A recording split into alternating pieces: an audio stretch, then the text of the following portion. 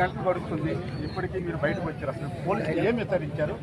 ఏ case మీరు లోపలికి వెళ్ళిపోతుంది? ఏంటి నా మీద కట్టినవి చిన్న సెక్షన్స్, 41 నోటీస్తో పోయేవి 7 సంవత్సరాల లోపు పనిష్మెంట్ ఉన్నటువంటి సెక్షన్స్. ఇది గత ఏడాది కట్టాను. గత ఏడాదే నాకు సంవత్సరం క్రితమే 41 నోటీస్ నాకు ఇచ్చారు. ఆ నోటీసులో చాలా తెలివిగా 10 గంటలకు అన్నారు తప్ప తేదీ రాయలే.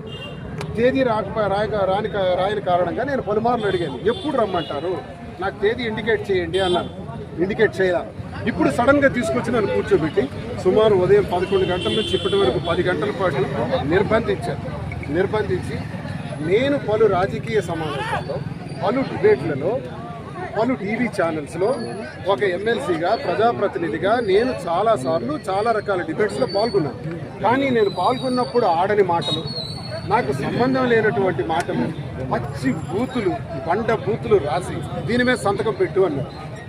నన్ను చూసి మీరు ఏమనుకుంటున్నారు? మతిస్థిమితం లేనోడిని అనుకుంటున్నారా?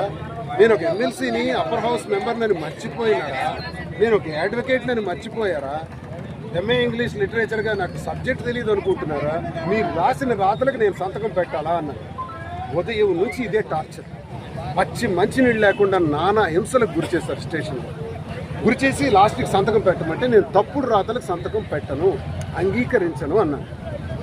లాస్ట్కి 10 గంటల తర్వాత ఇప్పుడు విడిచిపెట్టి మరో నోటీస్ ఇచ్చారు. మళ్ళీ నువ్వు 5 రోజుల్లో హాజరవ్వాలి అని, 27వ తారీఖులో. అంటే 41 నోటీసులు ఇన్ని ఇవ్వచ్చా? హాజరైన తర్వాత కూడా ఇవ్వచ్చా? హాజరైన తర్వాత మాకు సహకరించలేదని ఒక పదం పెట్టి ఇవ్వాలా? కోర్టులో చేర్చండి, న్యాయస్థానం ముందు పెట్టండి.